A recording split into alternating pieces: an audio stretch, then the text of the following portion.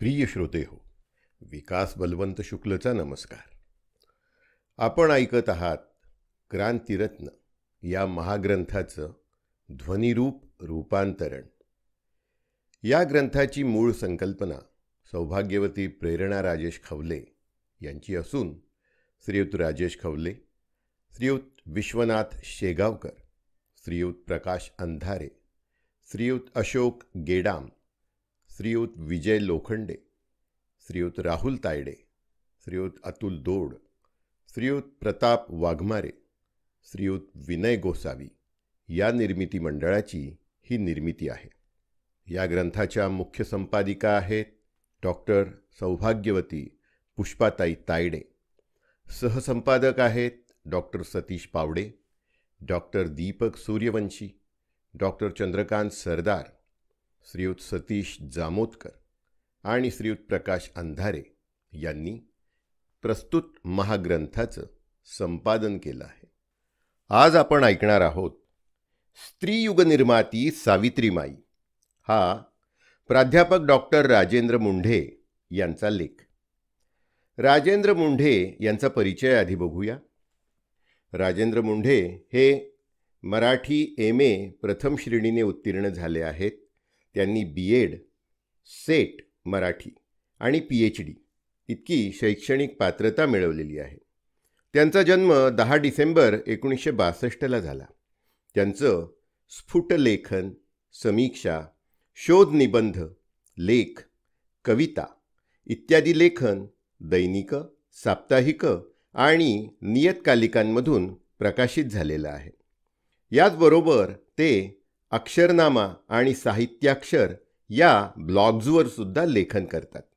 त्यांची राष्ट्रसंत तुकडोजी आणि राष्ट्रसंतांचे मौलिक विचार अशी 2 पुस्तकं प्रकाशित झाली असून त्यांनी अनेक पुस्तकांचं संपादनसुद्धा केलं आहे.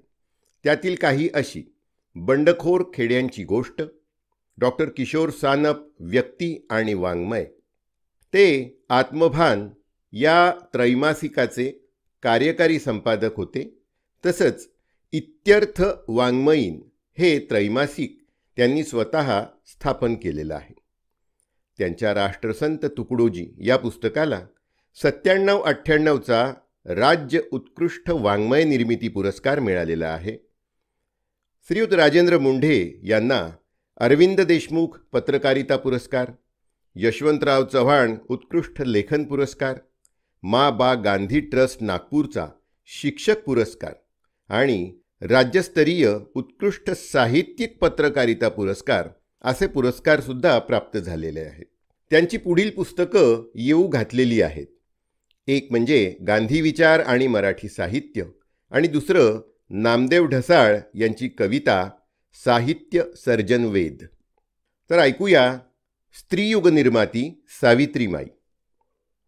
भारतातील महिलांना शिक्षणाचा हक्क मिळवून देण्यासाठी फुले दाम्पत्याने समाजाशी जो लढा दिला त्याला इतिहासात तोड नाही.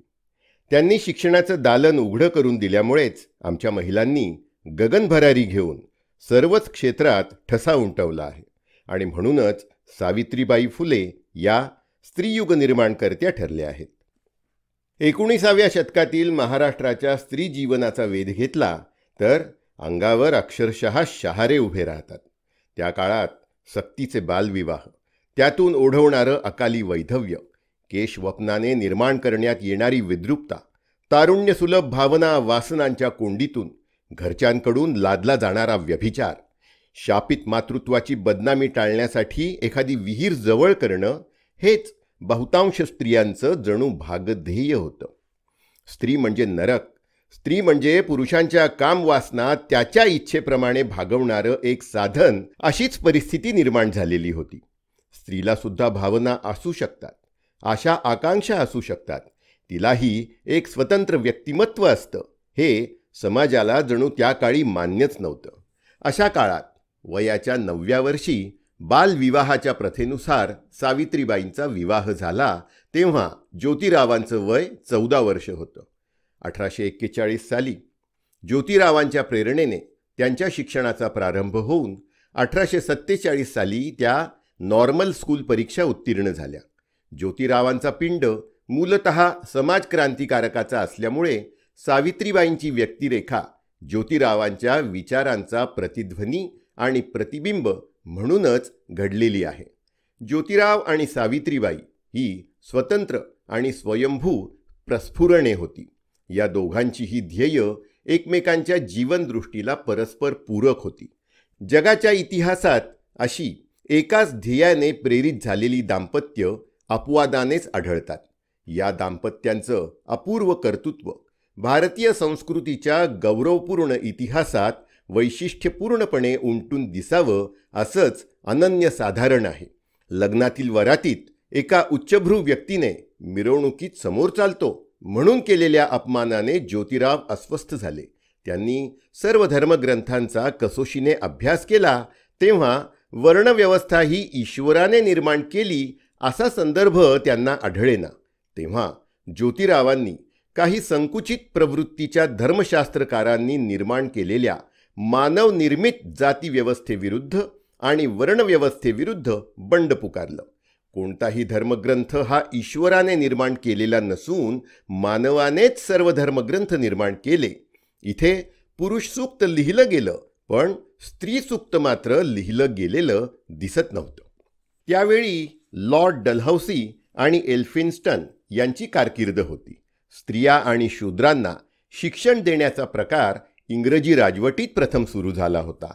स्त्री आणि शूद्र यांचं अज्ञान नाहीसं करण्यासाठी ज्योतिरावांनी 1 जानेवारी 1848 साली पुणे इथल्या बुधवार पेठेतल्या दुमजली वाड्यात मुलींची शाळा सावित्रीबाईंच्या साहाय्याने सुरू केली. तीच भारतातली पहिली मुलींची देशी शाळा होय. यापूर्वी मुलींची शाळा सुरू करण्याचे असे प्रयत्न कलकत्ता, मुंबई आणि पुणे या ठिकाणी मिशनरी लोकांनी केलेले होते. उदाहरणार्थ 1820 साली मिस कुक यांनी, 1848 साली स्कॉटलंड मिशनतर्फे पुण्याच्या मंगळवार परिसरात अशी शाळा सुरू करण्याचा प्रयत्न झालेला होता. पण त्याला यश काही आलेलं नव्हतं. फुले दाम्पत्याने बुधवार पेठेत काढलेल्या देशी शाळेला मात्र जनतेचा प्रचंड प्रतिसाद मिळाला. सावित्रीबाई या शाळेत अध्यापिकेचं कार्य करू लागल्या आणि काही दिवसांनी त्या मुख्याध्यापिका सुद्धा झाल्या. भारतातील पहिल्या स्त्री मुख्याध्यापक म्हणून आज त्या ओळखल्या जातात. ही पहिली शाळा तात्यासाहेब भिडे यांच्या वाड्यात भरत असे. ते पुरोगामी आणि बुद्धिवादी सद्गृहस्थ होते. आपल्या शाळेसाठी दिलेल्या वाड्याचं त्यांनी भाडंसुद्धा घेतलं नाही. उलट 101 रुपयांची उदार देणगीसुद्धा त्यांनी शाळेला दिली आणि दरमहा 5 रुपयांची मदत ते शाळेला करत असत. पुढे सावित्रीबाईंना शिक्षिकेचं कार्य करण्यासाठी सगुणाबाई यांचीसुद्धा साथ मिळायला लागली. याच काळात पुण्याच्या आसपासच्या परिसरात एकंदर 18 शाळा उघडल्या गेल्या. त्या काळी स्त्री शिक्षण ही गोष्ट लोकविलक्षण समजली जाई.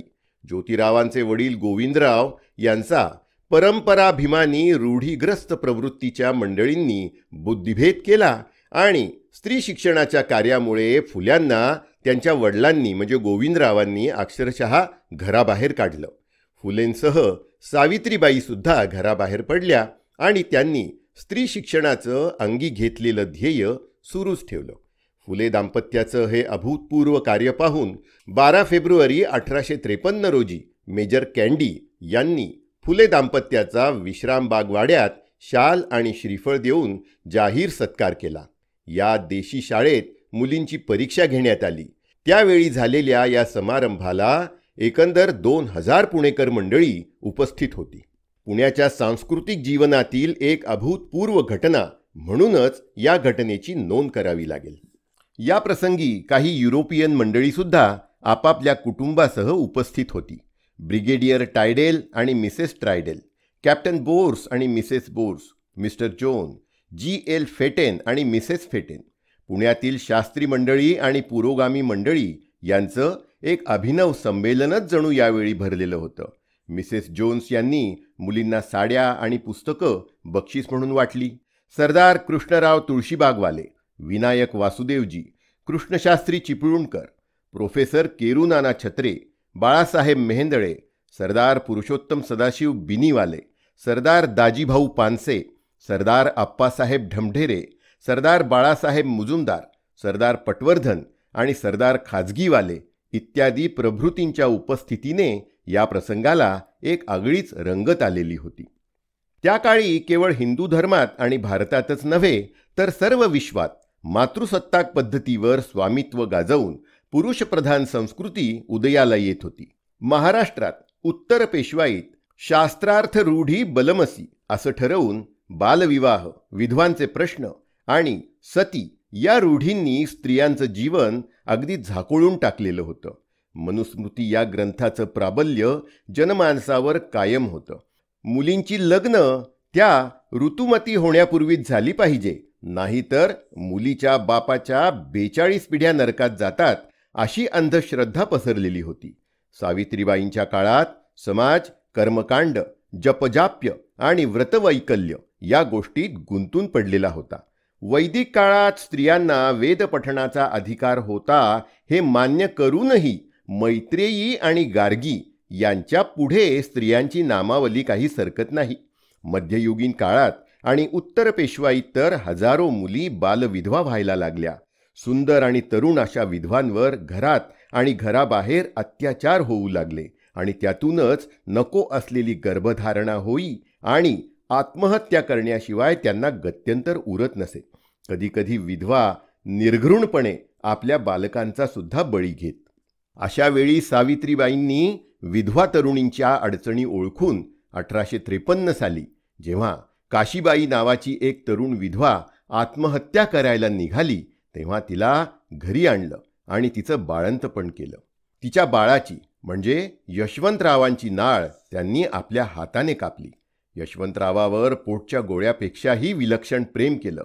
फुले यांच्या मृत्यूनंतर त्यांच्या नातेवाईकांनी स्वार्थापोटी गोंधळ घातला असता बाळ यशवंताला हाताशी धरून सावित्रीबाईंनी टिटवं हाती धरलं आणि यशवंतांच्या हस्ते अग्निसंस्कार करवला. त्या काळी यशवंतराव हा कडूबेणं असल्यामुळे कुणीही त्याला मुलगी देईना. तेव्हा ज्ञानोबा कृष्णाजी ससाणे यांची मुलगी त्यांनी मागून घेतली आणि 4 फेब्रुवारी 1889ला त्या मुलीशी म्हणजे राधाबाईंशी यशवंताचा विवाह लावून दिला. हाच तो महाराष्ट्रातला पहिला मिश्र विवाह. 23 सप्टेंबर 1878 रोजी सत्यशोधक समाजाचा वाढदिवस साजरा झाला. 1876 ते 1878 ही 2 वर्ष महाराष्ट्रात प्रचंड आणि सातत्याने दुष्काळ पडला. त्याचं प्रत्ययकारी आणि जिवंत चित्रण सावित्रीबाईंनी असं केलं आहे. झाडं झुडपं वाळून जाती, उजाड झाला सर्व देश. गुरं मरती रानावनात, माणसं मरून पडती घरात. त्यांची प्रेत कुजूनी जाता, जिकडे तिकडे दुर्गंधी. दुष्काळ ही पापाची गती, शूद्रादि अतिशूद्र भोगती. चमचमीत खाऊन वदती, पुण्यातले पुण्यवान. नाना कथा चित्रे वित्रे, दावती खोटी पुराण सुकते. धर्माकर्माची भयचित्रे, सर्वांपुढे करून या. सावित्रीबाईंनी अशा कठीण प्रसंगी सत्यशोधक समाजातर्फे अनेक ठिकाणी अन्नछत्र उघडली आणि 2000 मुलामुलींची जेवणाची व्यवस्था केली. सती जाण्याची चाल क्रूर असल्यामुळेच लॉर्ड बेंटिंगने ती कायद्याने बंद केली. परंपराभिमानी सनातनी रूढीवाद्यांना हे ब्रिटिशांनी हिंदू धर्मावर केलेलं आक्रमण वाटलं. सती जाण्याची त्यांनी नवीन पद्धत शोधून काढली. स्मशानात गवती मंडप उभारून लाकडं रचल्यावर पतीचं प्रेत त्यावर ठेवायचं आणि मृत पतीच्या पत्नीला सती जायचं आहे का असं तिला विचारायचं. मात्र तिची इच्छा जरी नसली तरी तिच्यावर बळजोबरीने सतीत्व लादायचं. बाईची हत्या करू नका असं एकही माणूस म्हणायचा नाही किंवा त्यांच्या डोळ्यात एक अश्रूसुद्धा यायचा नाही. हजारो निरपराध किंकाळ्यांनी आभाळ सुद्धा रडलं असेल, पण हे सनातनी रडले नाहीत. केशवपनाची चालसुद्धा अशीच क्रूर होती. फुले दाम्पत्यांनी या पाशवी रूढीला घणाघाती विरोध करून न्हाव्यांचं बंडच घडवून आणलं. उच्चवर्णीय समाज तेव्हा स्वतःच आपापल्या हाताने आपल्या हजामती करू लागले. या दुष्ट रूढीविरुद्ध वास्तविक त्या काळच्या विधवांनीच बंड करून उठायला हवं होतं. 1885 साली शेतकरी आणि मजूर स्त्री पुरुषांसाठी रात्रीच्या शाळा आणि प्रौढ शिक्षणाची सुरुवात फुलेवाड्यात झाली.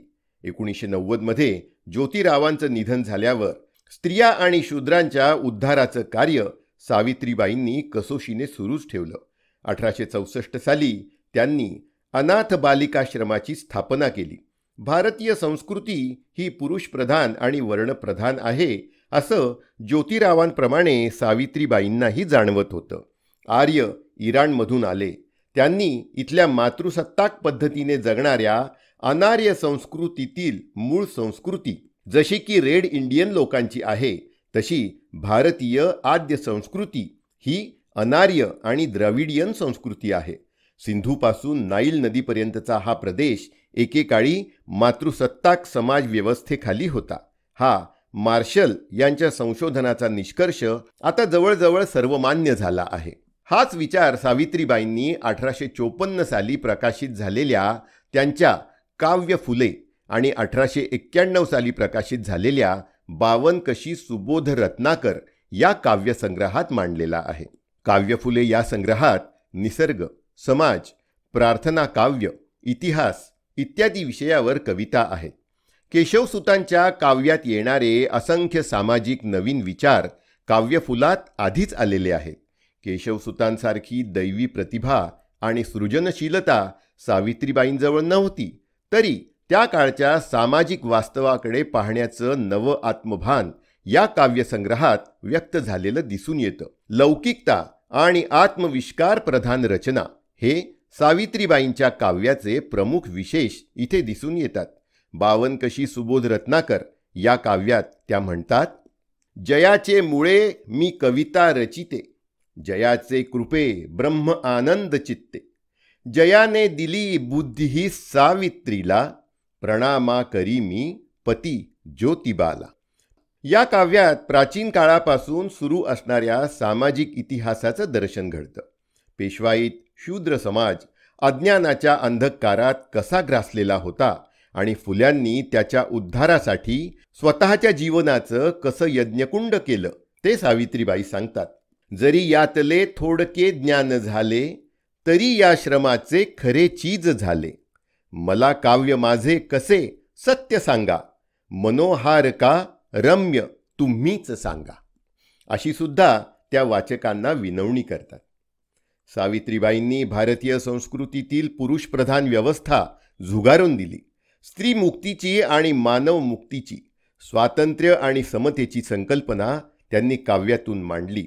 याचाच परिणाम म्हणून की काय, पुढे सीता, अहिल्या, मंदोदरी, तारा आणि शूर्पणखा या स्त्रियांकडे ताराबाई शिंदे यांनी आपल्या स्त्री पुरुष तुलना या ग्रंथात मानवी भूमिकेतून पाहिलं. या नवीन दृष्टीमुळेच मराठी वाङ्मयात नवीन अंकुर बहरून आले. पुरुषप्रधान सत्तेपेक्षा मातृसत्ताक पद्धतीचा पुरस्कार करणारी आणि विवाह संस्था नाकारणारी केतकरांची कालिंदी, अविभक्त कुटुंब पद्धतीत आतल्या आत पिचून जाणारी हरिभाऊ आपट्यांची यमू, अभिरामला यथोचित उत्तर देणारी शर्वरी, स्त्रीमनाचा उसळता आणि सळसळता आवेग शब्दबद्ध करून रूढ व्यवस्थेविरुद्ध बंड करणाऱ्या विभावरी शिरूरकरांच्या नायिका, अरविंद गोखल्यांची मंजुळा, गौरी देशपांडे, शांता गोखले आणि सानिया, मेघना पेठे, कविता महाजन, अरुणा ढेरे या लेखिकांचं स्त्रीविश्व सावित्रीबाईंच्या प्रेरणेतूनच साकारलेलं दिसतं. ज्योतिराव फुल्यांनी त्यांना अर्धांगवायूचा झटका आल्यानंतरही सार्वजनिक सत्यधर्म हा ग्रंथ आपल्या डाव्या हाताने लिहून काढला. फुल्यांच्या निधनानंतर सावित्रीबाईंनी तो ग्रंथ प्रकाशित केला. सत्यशोधक समाजाचं अध्यक्षपद भूषवलं आणि ज्योतिरावांचं अपूर्ण कार्य तसंच सुरू ठेवलं. त्या काळी ज्योतिरावांच्या कार्याबद्दल तत्कालीन समाजाने त्यांची उपेक्षा केली. सावित्रीबाईंच्या भावानेही त्यांना पत्र पाठवलं. त्याला त्यांनी 10 डिसेंबर 1856ला दिलेलं उत्तर सावित्रीबाईंचा जीवनविषयक दृष्टिकोन कसा समंजस होता हे स्पष्ट करतं. त्या म्हणतात, भाऊ, तुझी बुद्धी कोती असून भट लोकांच्या शिकवणीमुळे ती दुर्बल झालेली आहे. तू शेळ्या आणि गायी यांना जवळ घेऊन कुरवाळतोस.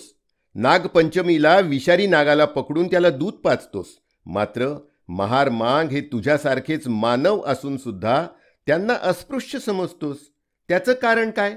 भट सुद्धा सोहळ्यात असताना तुझा विटाळ मानतात, तुला महारच समजतात. महारमांगांनी शिकावं आणि माणूस म्हणून जगावं या कारणासाठी सतत झगडून खटाटोप करणारे ज्योतिबा स्वामी महारमांगांना शिकवतात आणि मीही त्यांना शिकवते. त्यात अनुचित काय आहे? तुला मी खात्रीपूर्वक बोलते, माझा नवरा तुझ्यासारखा वारकऱ्याप्रमाणे नुसतं हरिनाम घेत वाऱ्या करत नसून प्रत्यक्ष हरीचं काम करतोय आणि त्याला मी मदत करते हे इतकं आल्हाददायक होतं की त्या योगे मला परमानंद होतोच होतो. या व्यतिरिक्त मनुष्यत्वाची सीमा सुद्धा मला दृगोचर होते. यावरून सावित्रीबाईंचे विचार आणि मानस ज्योतिरावांच्या विचार, जीवन, सहवास, कृतिशील जीवनातून कसा विचार संपन्न होत गेला होता याची प्रचिती आल्या वाचून राहत नाही. अशा या स्वयंभू तेजस्विनी, कर्तृत्वशालिनी, विद्युल्लता सावित्रीबाईंनी समस्त स्त्री जातीलाच खऱ्या अर्थाने जगण्याचं भान, स्वाभिमान जपण्याचं ज्ञान आणि मनुष्यत्व प्राप्त करून दिलं. म्हणूनच सावित्रीबाईंनी स्त्रीयुग निर्माण केलं असं जे म्हटलं जातं ते अगदी खरं आहे.